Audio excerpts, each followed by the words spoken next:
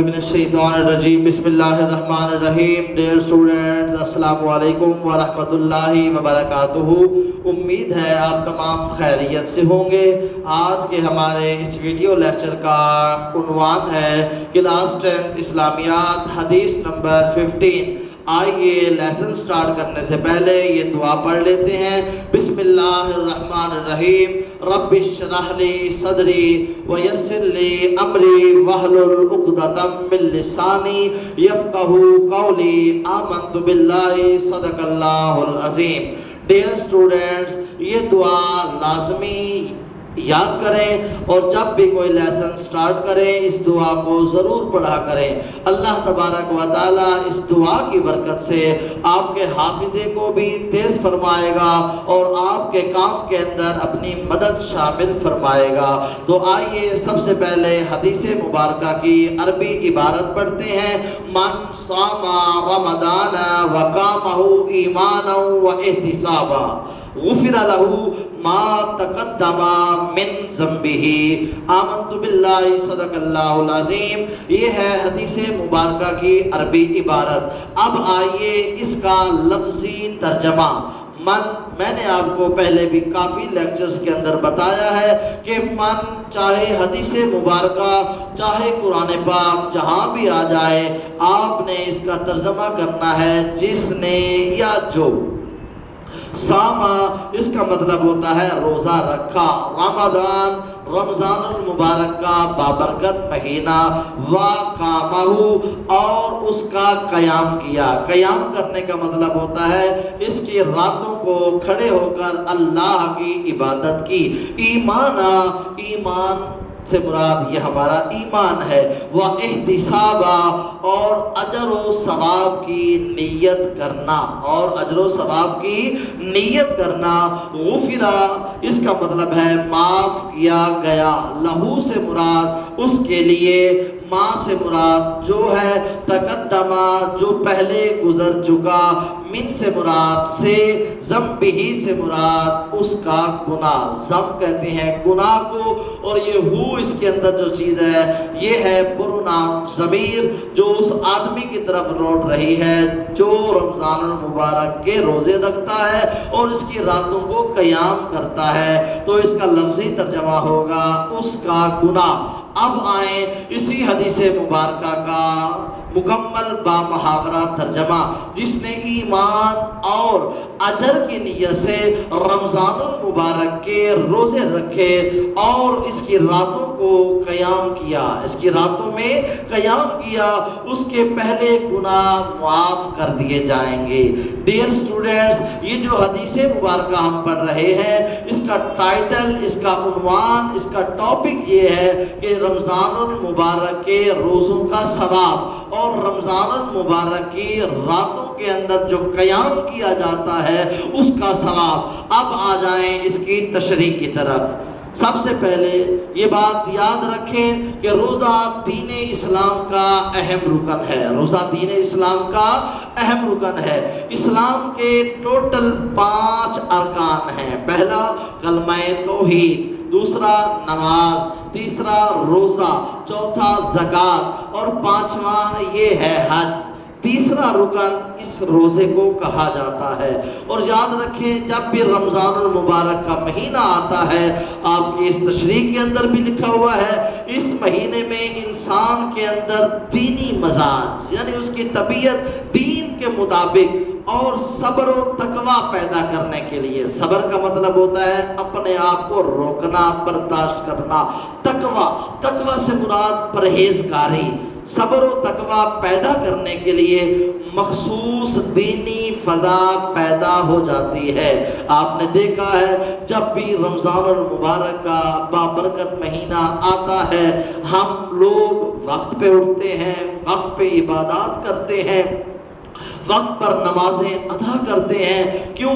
یہ مہینہ اللہ تبارک و تعالیٰ کی طرف سے مسلمانوں کے لیے رحمت کا مہینہ ہے. مسلمانوں کے لیے اللہ تبارک و تعالیٰ کی رحمتوں اور نعمتوں کو لوٹنے کا مہینہ ہے.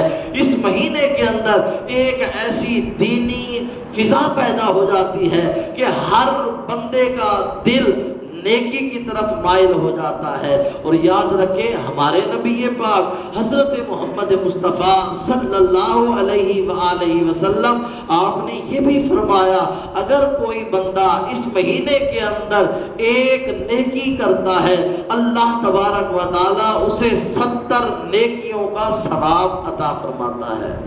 تو ڈیئر اسٹوڈنٹس اب آ جائیں تشریح کی طرف۔ اس ماہ کو نیکیوں کی فصل بہار بھی قرار دیا گیا ہے۔ شارٹ کوشچن آپ کا آ سکتا ہے کہ حدیث مبارکہ کی روشنی میں بتائیں کون سا مہینہ نیکیوں کی فصل بہار ہے؟ جواب رمضان المبارک کا مہینہ۔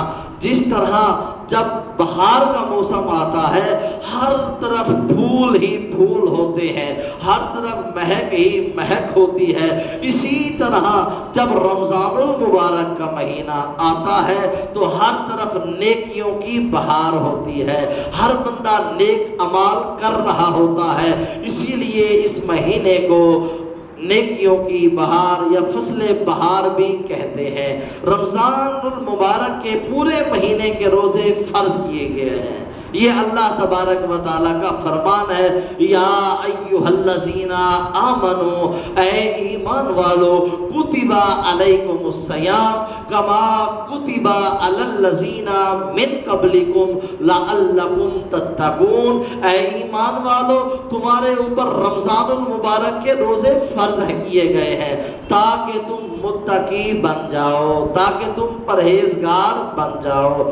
اب جو کوئی ایمان کے تقاضوں کی تکمیل میں اور بارگاہ الہی سے ثواب کی امید کے ساتھ روزے رکھے اور اس ماہ مبارک کی راتوں میں اپنے رب کے حضور قیام کرے، یعنی کھڑا ہو کر اللہ کا ذکر کرے، عبادت کرے، تسبیح پڑھے، تحلیل پڑھے، اپنے رب کے حضور قیام کرے تو اس کے پچھلے گناہ معاف کر دیے جائیں گے، اس کے پچھلے گناہ معاف کر دیے جائیں گے۔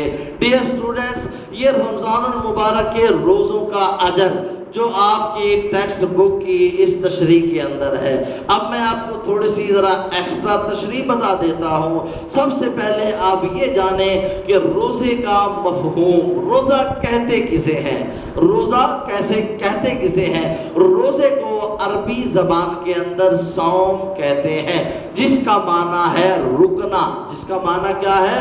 رکنا۔ لہذا ثواب کی نیت سے، کس نیت سے؟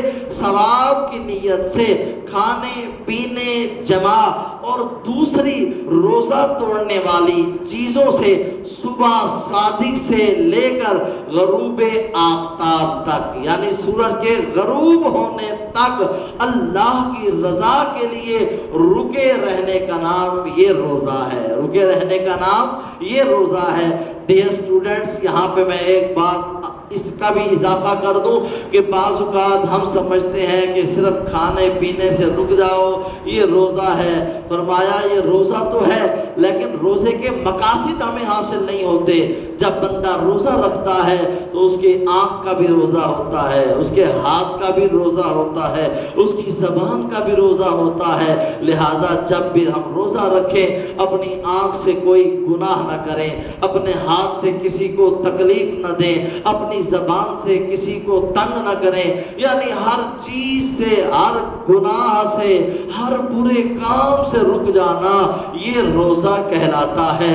جب بندہ اس طرح روزہ رکھتا ہے تو حقیقی معنوں میں پھر بندہ روزے کی حقیقت اور روزے کی روح کو حاصل کر لیتا ہے۔ اب ڈیئر اسٹوڈنٹس شرائط روزہ، روزے کی کچھ شرائط بھی ہیں۔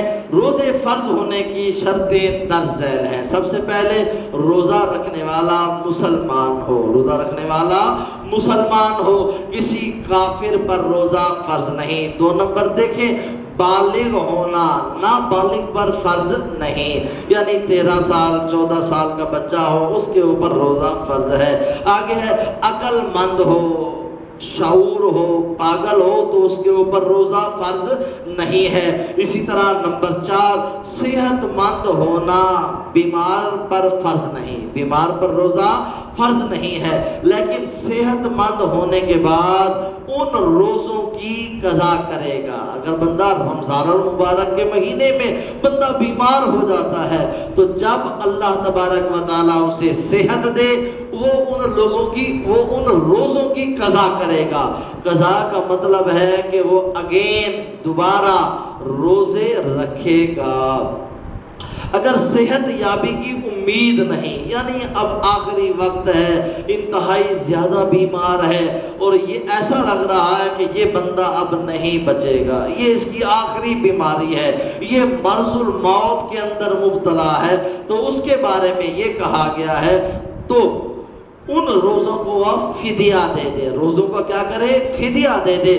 مثلا ایک روزے کا فدیہ 2 کلو 50 گرام گندم، 2 کلو 50 گرام گندم، یا اس کی رقم کسی مسکین کو دے دے تو وہ روزے کا فدیہ ادا ہو جائے گا۔ نمبر 5 یہ دیکھیں، مقیم ہونا۔ مقیم کا مطلب ہے کہ کسی علاقے میں رہتا ہو، مسافر پر روزہ فرض نہیں، لیکن آج کل تو ہمارے سفری سہولیات بہت اچھی ہیں، اگر روزہ رکھے گا تو اللہ تبارک و تعالیٰ اسے اجر بھی عطا فرمائے گا، اس کے روزے کو قبول بھی فرمائے گا، لیکن سفر سے واپس آ کر بعد میں ان روزوں کی قضا کرے گا، ان روزوں کی قضا کرے گا۔ اگلی ہیڈنگ دیکھیں، روزے کی حقیقت۔ روزے کی حقیقت، روزے کی حقیقت رکنا ہے۔ روزے کی حقیقت کیا ہے؟ اور رکنا ہے۔ مثلا معدے کو کھانے پینے سے روکے رکھنا، آنکھ کو شہوانی بری نظروں سے روکے رکھنا، کان کو غیبت سننے سے روکے رکھنا، زبان کو فضول باتوں سے روکے رکھنا، اور جسم کو اللہ کے حکم کی مخالفت سے روکے رکھنا، یہی روزہ کہلاتا ہے۔ اور یاد رکھیں ہمارے پیارے نبی پاک حضرت محمد مصطفیٰ صلی اللہ علیہ وآلہ وسلم کا فرمان ہے کہ ہر چیز کی زکوٰۃ ہے۔ آپ نے نائت میں پڑھا تھا کہ مال ہو تو مال کی زکوٰۃ ہوتی ہے۔ مال کی زکوٰۃ کیا ہے؟ کہ کچھ مال نکالو اللہ کی راہ میں دے دو۔ اسی طرح یہ اللہ نے ہمیں جسم دیا ہے، اللہ نے ہمیں یہ جسم دیا ہے، جان دی ہے، اس کی زکوٰۃ کیا ہے؟ فرمایا اس کی زکوٰۃ روزہ ہے، اس کی زکوٰۃ روزہ ہے۔ تو لہذا جب بھی رمضان المبارک کا مہینہ آئے آپ روزے ضرور رکھا کریں۔ آخری قیام سے کیا مراد ہے؟ اس کی راتوں کو قیام کیا، نماز تراویح پڑھی اور دیگر عبادات کرتا رہا۔ حضرت عبداللہ بن عمر رضی اللہ تعالیٰ عنہ فرماتے ہیں رسول اکرم صلی اللہ علیہ وآلہ وسلم نے فرمایا کہ روزہ اور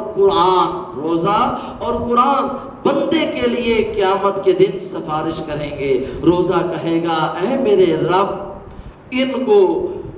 دن کو اس نے کھانے اور خواہشات سے روکا، میرے رب دن کو میں نے اسے کھانے اور خواہشات سے روک دیا تھا، لہذا میری سفارش اس کے حق میں قبول فرما۔